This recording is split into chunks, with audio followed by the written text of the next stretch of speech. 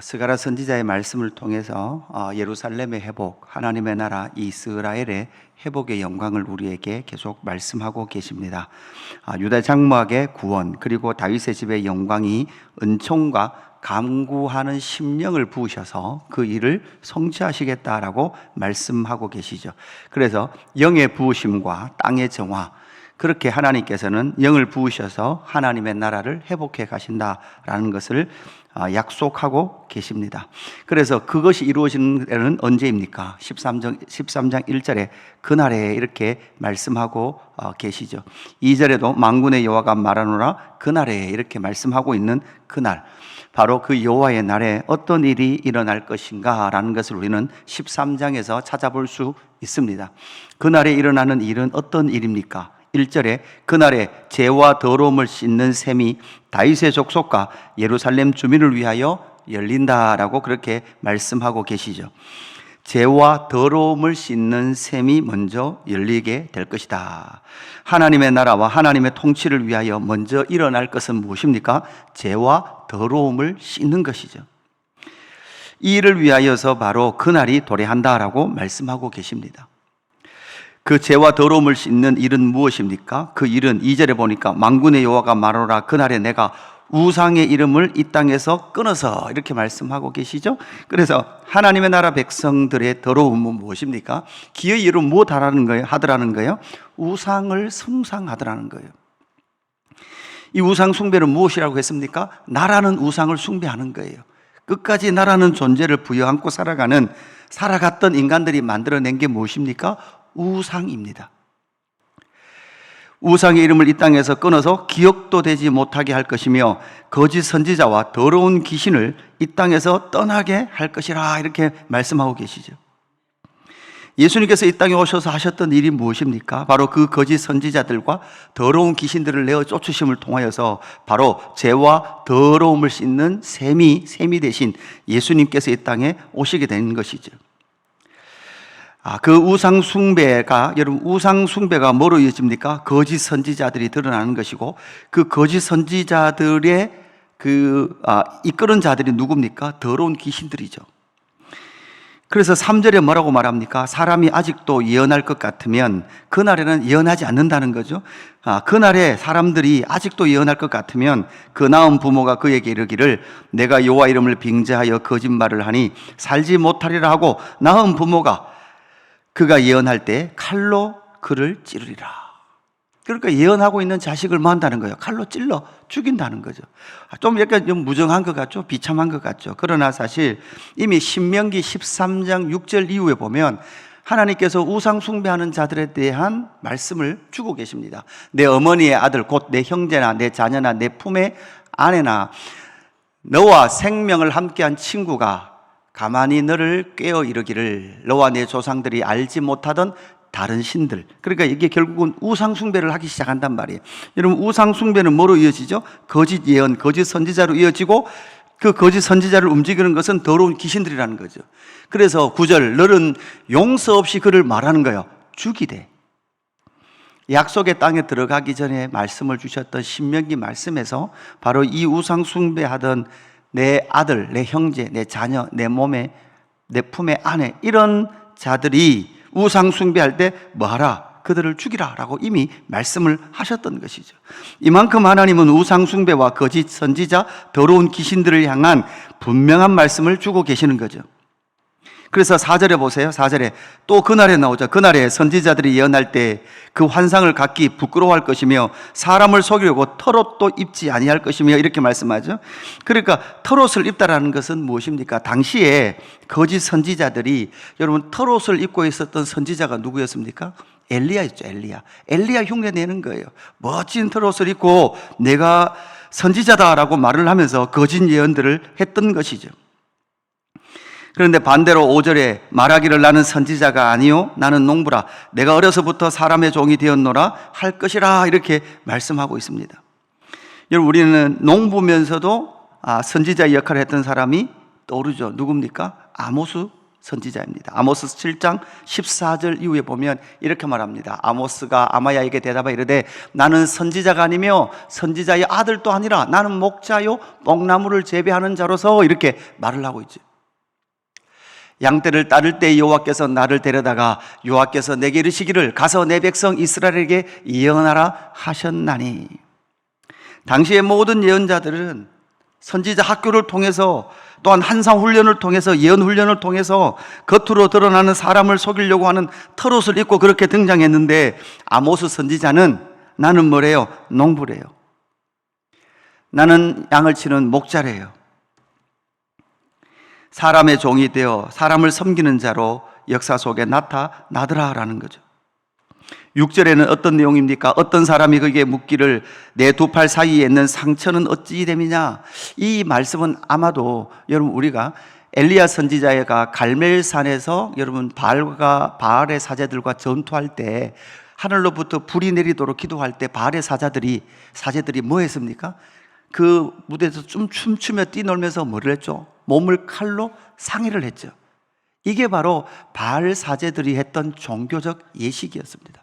거짓 선지자들이, 거짓 사제들이 했던, 우상 숭배자들이 했던 그러한 일들이죠. 그 일들이 그의 육신에 그대로 남아있는 상태를 말해주고 있는 겁니다. 그래서 그날에는 어떤 날입니까? 그런 더러운 죄와 더러움에서 씻겨지는 그 샘이 열릴 것이다 라고 말씀하고 계시는 거죠.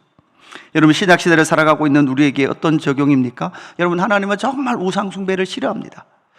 그리고 그 우상숭배를 움직이는 거짓 선지자들, 거짓 예언들, 이것들에 대하여 우리는 경계해야 되고, 여러분 무엇해야 합니까? 진리의 말씀 가운데 우리는 머물러 있어야 합니다. 성경이 무엇이라고 말하는지 우리는 그것에 집중해야 됩니다. 그리고 어떤 교만한 그러한 예언들이 아니라 기록된 말씀 속에서 우리는 겸손하게 이 말씀 앞에 엎드리는 것이 바로 신약의 교회 공동체, 바로 죄와 더러움을 씻는 참 영원한 샘 대신 예수 그리스도를 믿는 자의 삶이다라는 것을 우리는 반드시 기억을 해야 합니다. 그날에 죄와 더러움을 씻는 샘을 열어가시는 방법이 무엇입니까? 두 번째, 그날에 일어나는 일이 무엇입니까? 목자를 친일이 양이 흩어지게 될 것이다 라고 말씀하고 계십니다. 7절에 만군의 여호와가 말하노라 칼아 깨어서 내 목자 내 짝된 자를 치라. 목자를 치면 양이 흩어지려니와 작은 자들 위에는 내가 내 손을 들이우리라 이렇게 말씀하고 계십니다. 여러분 우리는 잘 알고 있습니다. 내 목자, 내 짝된 자를 치라 이렇게 말씀하고 있습니다. 하나님은 여호와가 말씀하시잖아요. 여호와가 말씀하시는데 칼아 깨어서 내 목자, 내 짝된 자를 치라 이렇게 말씀하고 있습니다. 짝이라 이렇게 말씀하고 계시죠. 목자를 치면 양이 흩어지려니와 이렇게 말씀하고 있습니다. 그러니까 하나님과 우리가 잘 아는 예수 그리스도를 짝이다 이렇게 말씀하실 뿐만 아니라 앞으로 예수님은 목자가 되죠. 목자와 그 다음 누구와 짝이 됩니까? 양들과 짝이 돼요. 목자와 양, 결국은 그 제자들과 짝이 되어지는 것이죠. 이것을, 이 말씀을 마태는 마태복음 26장 31절에서 인용하고 있죠. 그때 예수께서 제자들에게 이르시되 오늘 밤에 너희가 다 나를 버리리라 기록된 바 내가 목자를 치리니 양의 떼가 흩어지리라 하였느니라. 예수님께서 잡히시던 날 밤에 하셨던 그 말씀, 목자를 치면 양들이 흩어질 것이다. 그럼에도 불구하고 작은 자들 위에는 내가 내 손을 들이우리라 이렇게 말씀하고 계시죠. 결국은 그 짝된 목자들, 제자들, 그 제자들, 양들을 분명히 그 작은 자들을 하나님의 손에 들이우심을 통해서 그들을 무엇하신다는 거예요? 보호하시고 지키시는 거죠. 결국은 이 목자 대신 예수 그리스도께서 내어주심을 당하고 십자가의 피 흘리심을 통해서 죄와 더러움을 씻는 그 구원의 은혜를 저와 여러분 가운데 허락하신 줄로 믿습니다. 그리고 그 작은 자들을 반드시 하나님의 손으로 지켜내셔서 2000년 교회 역사 가운데 바로 예수의 사람들, 예수의 양들, 예수의 제자들을 이 땅 가운데 지켜내시고 보호하고 계신 줄로 믿습니다. 그리고 마지막 세 번째, 그날에는 어떤 일이 일어난다고 말씀하고 계십니까? 연단받은 3분의 1을 남기리라 이렇게 말씀하고 계십니다. 8절 말씀 보세요. 여호와가 말하노라 이 온 땅에서 3분의 1은 멸망하고 3분의 1은 거기 남으리니. 여러분, 이 3분의 1씩 이런 이미지는 에스겔서 5장에 보면 하나님께서 에스겔 선지자에게 행위 예언을 하게 하십니다. 뭐라고 말씀합니까? 머리털을 다 자르고 수염을 다 잘라서 그 털들을 다 모아라. 그리고 나서 3분의 1은 불사르라, 3분의 1은 칼로 베어라, 3분의 1은 말하고 바람에 흩어버리라. 그러니까 머리털을 바람에 흩어버리니까 이 3분의 1은 어떻게 됩니까? 어디 간지도 모른 채 흩어져 버리는 거죠. 그런데 흩어졌던 그들이 무엇하며 살아갑니까? 9절에 보면 이렇게 말하죠.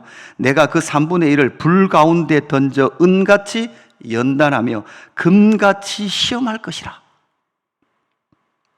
그 남은 3분의 1을 하나님은 은같이 연단하고 금같이 시험할 거예요. 그렇게 해서 그들이 내 이름을 부르리니 내가 들을 것이며 나는 말하기를 이는 내 백성이라 할 것이요 그들은 말하기를 여호와는 내 하나님이시라 하리라. 아멘. 결국 하나님은 이 3분의 1을 남겨놓으셔서 이 3분의 1을 뭐 한다는 거예요? 연단한다는 거죠. 금같이 시험한다는 거예요. 그래서 여러분, 남은 자, 흩어진 자, 열방에 흩어진 그들을 하나님은 반드시 다시 모으신다는 거죠. 하나님의 나라 남유다가 망할 때 여러분, 진짜 하나님께서 선택된 자들은 어떻게, 남겨진 자는 어떻게 됐습니까? 흩어졌습니다.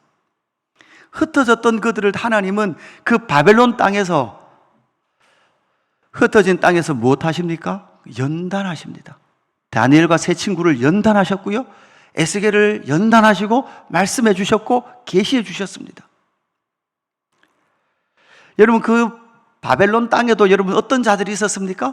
거짓 예언하는 자들이 있었습니다. 그 속에서도 인간의 희망을 말하는 사람들이 있었습니다. 예레미야가 70년이라고 말하니까 그런 편지 써보내지 말라고 그렇게 또다시 예레미야를 박해하는 자들도 있었습니다. 여러분, 신약시대에 저와 여러분, 우리에게 주신 인생의 시간은 무엇입니까? 은같이 연단받는 시간입니다. 금같이 시험 맞는 시간입니다. 우리 안에 있는 모든 불순물을 태워내는 시간이 바로 이 시간들입니다. 그래서 그날이 되면 그날에 반드시 연단받고 시험을 통과한 하나님의 나라 백성들이 남아 그들이 만군의 여호와 하나님을 찬양할 것이고, 하나님은 뭐라고 말씀합니까? 이들이 내 백성이다. 할렐루야. 그래서 이 연단과 시험을 통과할 때 우리의 눈에 뭐가 그치지 않아요? 눈물이 결코 그치지 않습니다. 이미 이루어진 하나님의 나라, 이미 이루어진 죄와 더러움에 씻는 그 샘, 참 영원한 샘 대신 예수 그리스도의 영광을 우리가 얻었다면 우리는 다시금 우상 숭배와 거짓 선지자와 더러운 귀신의 유혹에 넘어지지 않고, 우리를 이 땅에 남겨놓으셨으니 은같이 연단받고 금같이 시험하여 시험을 통과하여 하나님의 이름을 부르고 하나님의 백성으로 부름을 받는 그 삶을 살아가는 저와 여러분의 삶이 되기를 주님의 이름으로 축복합니다. 하나님 아버지, 감사합니다. 그날이 우리 가운데 이미 임해서 감사합니다. 그리고 앞으로 그날이 우리에게 오고 있어서 감사합니다.